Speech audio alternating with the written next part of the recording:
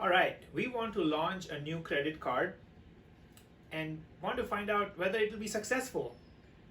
And for that, we need confidence intervals. We need to be able to say confidently that this new credit card has a 95% confidence of launching with success. And then we need to define success.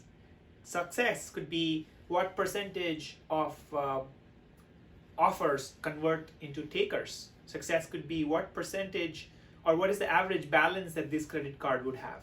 So let's take this concrete example of launching a new credit card and learning about confidence interval. In the past video, we learned about control limits. Control limits are for a data point. Let's say you produce something, you produce, let's say, a car, and you want to find out whether the time it took to produce it was in the right limits, upper and lower bound, then you use control limit for a data point.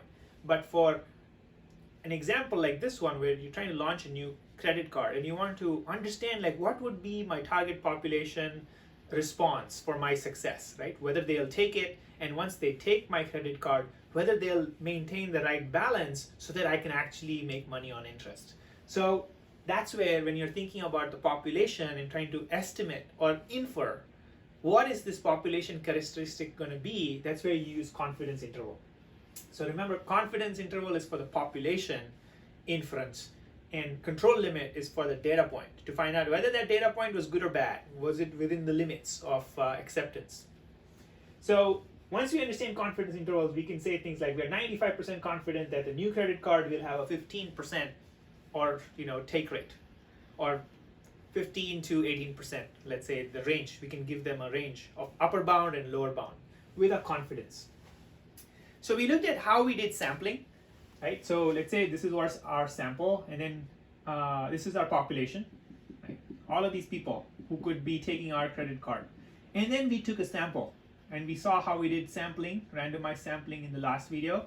And once we took the sample, we got a data point saying, hey, these 1,000 people, they, on an average, from these 1,000 people, I have 140 people that will take the credit card offer. I gave an offer to 1,000 people, 140 took it. And so what I get is this thing called p hat.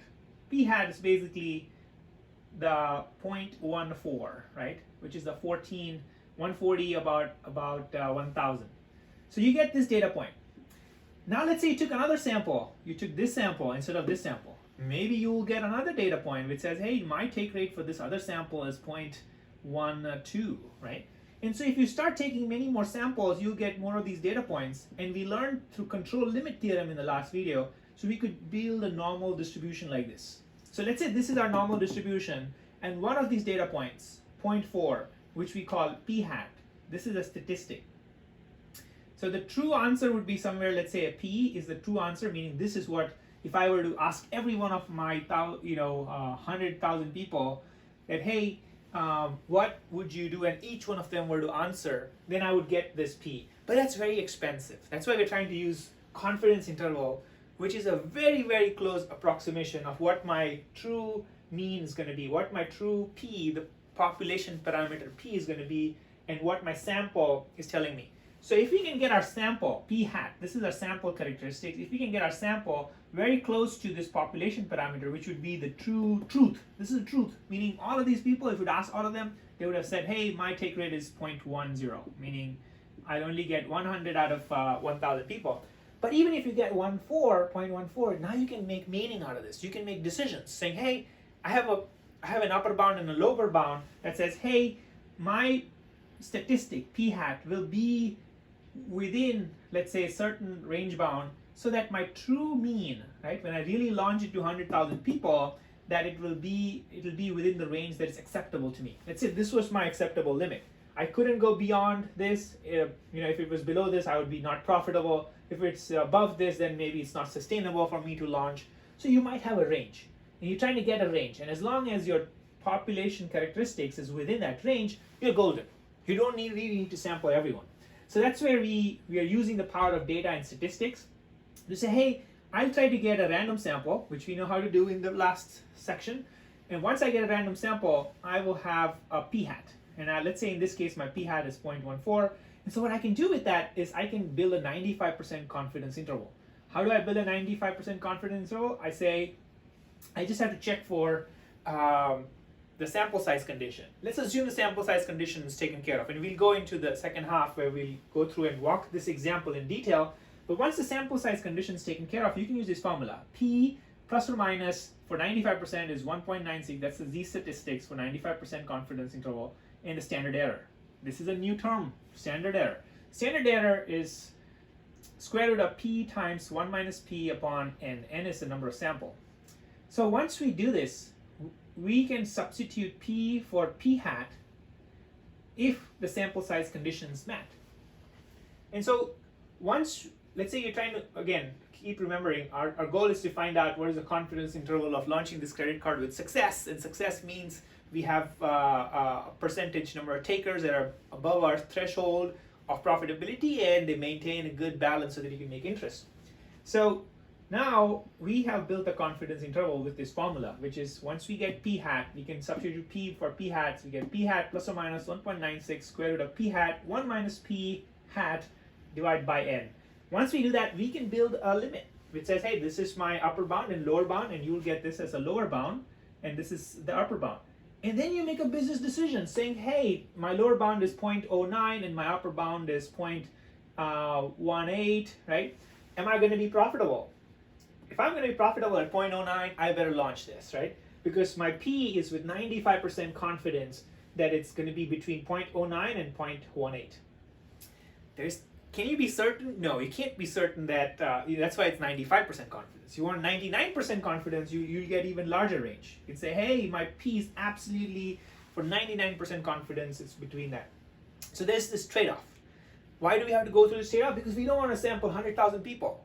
It's just not possible. But this is a very, very close statistic that gets us to making decisions.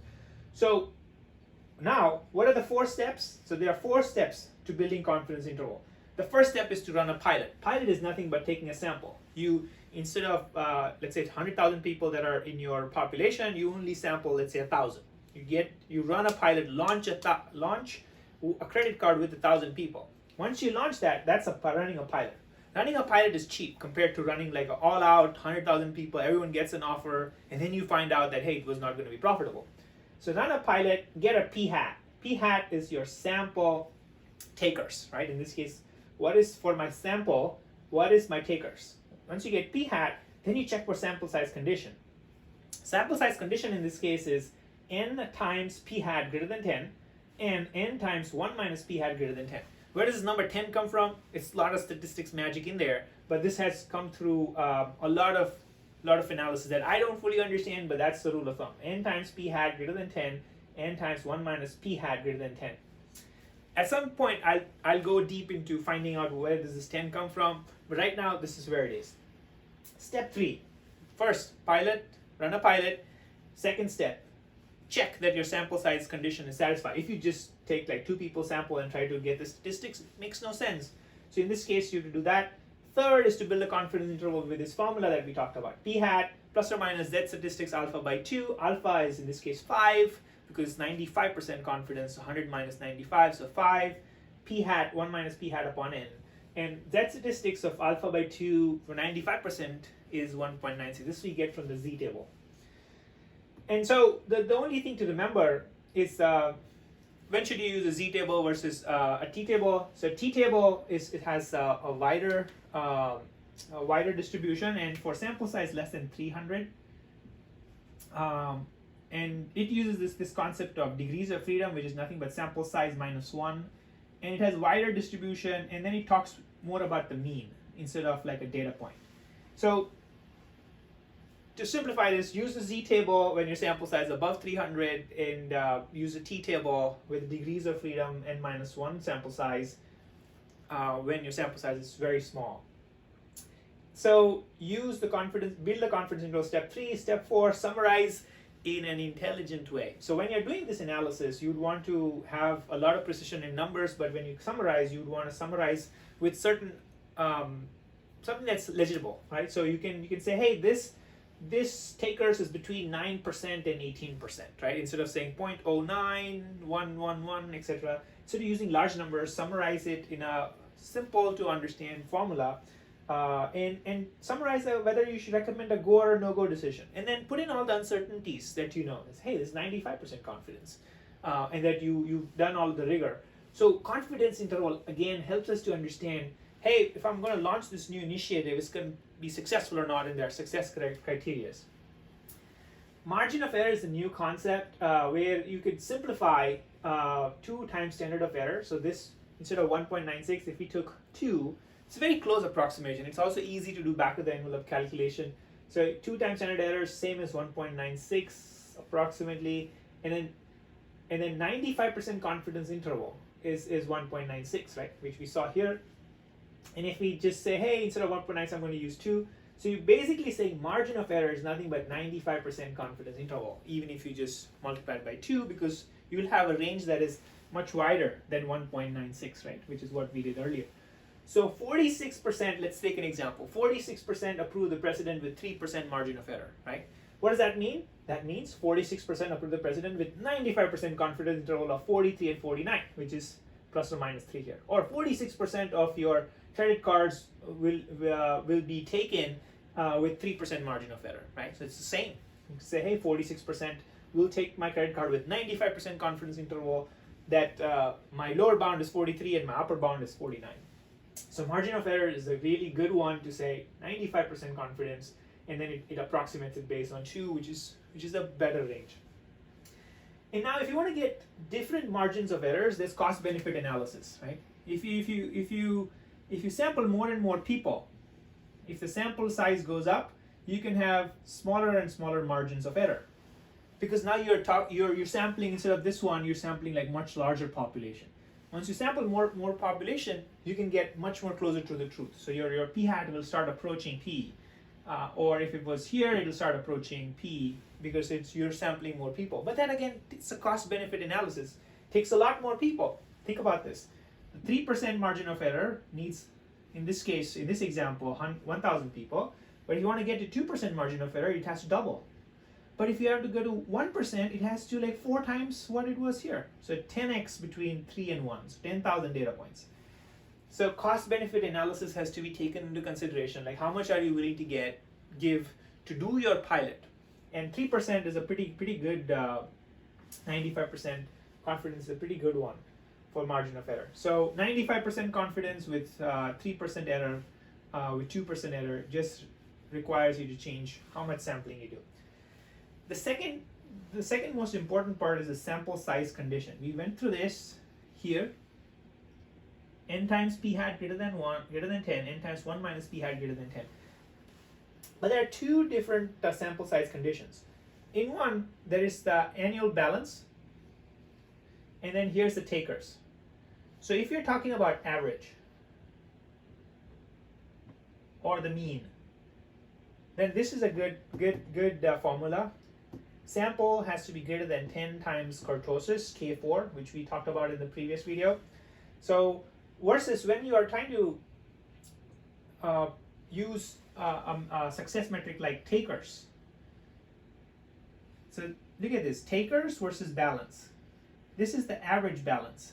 When you're talking about the mean or the average of the population, right, then you would want to look at 10 times kurtosis as the sample size condition. But when you're not talking about the population, you're talking about a number, right, which is like credit card takers. Then you would want to look at n times p hat, n times 1 minus p hat greater than 10. So these are 2 different sample size conditions that you would want to take based on whether you're talking about the average of the population, or you're talking about the population as a whole with one statistic and not the average. So that's the nuance to keep in mind as to what should you use as your sample size condition. This is the average, and here it's not the average, but like it's the population that you're trying to estimate with the parameter. So we talked about how to build 4 steps to building confidence interval. We talked about margin of error, a good approximation of 95% confidence. We talked about like error, margin of error percentage, how it changes, how the effort changes, the sample size changes as you want to decrease your margin of error. And there are two types of sample size condition checks. One where you're talking about the average of all of those people, and here you're talking about not the average but an overall understanding of one data point, which is like what is my takers, or what is my overall population one number, right? So now let's put all of this into practice, right? So now let's say you want to launch, and this is a real life example, we want to launch a credit card, and then we want to find out whether it's going to be successful. And success is going to have two parameters for us: number of takers, and let's say we have our success is going to be if it is greater than 12%, right? Let's say we find out through accounting friends that we have that, hey, if we launch this credit card, we need at least 12% of them to take it, and that we need the balance to be around $2,000 monthly balance. If they have the monthly balance of $2,000, then it's going to be successful. If we have these two criteria from our friends in accounting, then we can use the statistics to check and validate that, hey, is this going to be a profitable endeavor or not? So what do? So for each of these success metrics, we do this confidence interval, right? So let's build confidence interval for number of takers. How many number of takers will we have? So we take a sample, right? Once we take a sample, let's say our sample size is 1,000, and then we check how many of them actually, so we're running a pilot here with the sample. When we run a pilot, we found out 140 of those 1,000 are willing to take this offer. So we get a p hat of 0.14. Remember p hat? So we reached here. And we're trying to estimate p based on p hat, right? Based on our sample. P hat is for the sample, p is for the population.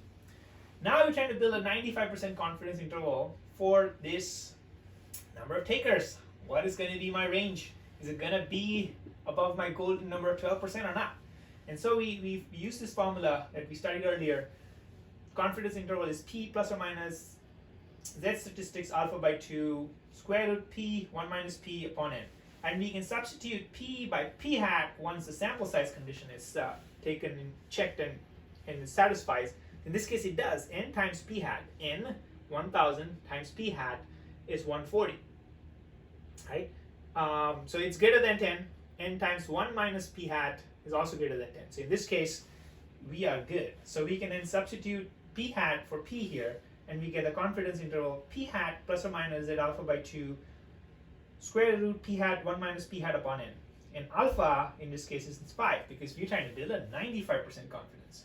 So this alpha is 5, which is equal to 100 minus 95, right? So alpha of 95, we get z statistics alpha by 2 as 1.96, and we plug in the formula 1.14, and we get this range.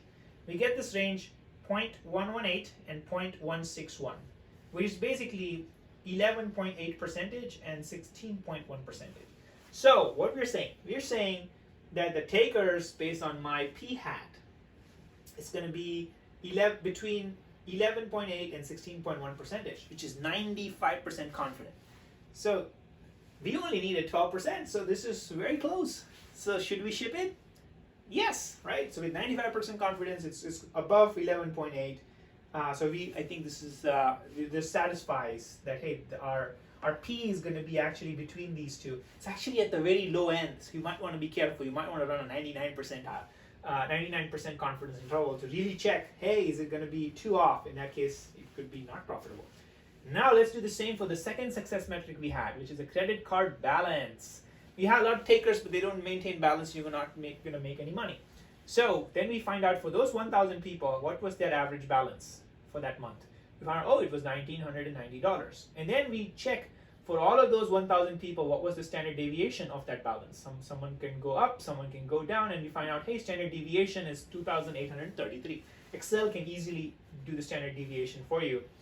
And then we also get kurtosis from Excel. So you say, hey, what's the variance of how are there outliers and things? So it gets you kurtosis of 2.9.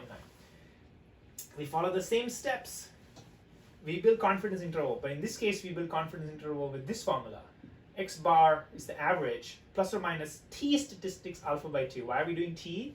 Because in this case, we are going to just look at our population of interest is 140, because only those 140 people are going to be looking at that we're going to look at for these average balance. For the remaining 860 people, they're not even showing up. And 140 is less than 300, magic number. So we need to use a t statistic. So average balance plus or minus t alpha by 2 n minus 1. This is degrees of freedom, which is basically sample size minus 1. So now we check the sample size condition. Is my sample size condition satisfied? Sample size condition is n greater than 10 times kurtosis, absolute value of kurtosis. In this case, 140 is greater than 10 times 2.9, which is 29. So good. Now our sample size condition is satisfied. Great. We move to the next step. We build a confidence interval, x bar average balance plus or minus t alpha by 2 minus, n minus 1 standard deviation upon n. See the two formulas side by side and see if you see plot similarities between the two. See, the only difference is this is z statistics, this is t statistic, right? And this is standard deviation of the average, and this is p hat 1 minus p hat. P hat was what we got for the sample mean. So we built this confidence interval. We say, hey, average balance is 1990, and then plus or minus 1.97, which is nothing but t of point. So t alpha in this case is 5, right? And so 0.025, t of 0.025, degrees of freedom 139, right? This would be 139 because we have sample size of 140, so we get 1.97. Look at this, 1.96, 1.97, not too far, right? So the formula is looking pretty similar. In the standard deviation, here's where it's the difference. You get the standard deviation of the average. Averages use standard deviation and then square root of sample size. Sample size in this case, that's the difference. The 140 versus sample size is 1,000 here. And then we get a range, right? We get $1,500 to $2,400. So the average balance will be $1,500 and $2,000 with 95% confidence. Look at that. So if we know it's going to be between this and we needed about 2,000, we are golden. Are we? No, because see, here it could be 1,500, right? If my lower bound, if I need $2,000 and it's saying 95% is saying, hey, it's gonna be between 1,500 and 2,400, you are actually not that confident. So in this case, you should not launch the credit card because you're not gonna make money, and the 12% is very close. So hopefully this was useful. We learned about confidence interval. We learned how it's different than the control limit, which is for a data point. This is for the population. We learned about different types of sample sizes, 4 key steps, cost-benefit analysis. We took an example, did comparison side by side of 2 success metrics, and we're going to make a decision not to ship this credit card company because it's going to be not profitable, because look at this range and look at how close this is. All right, thanks.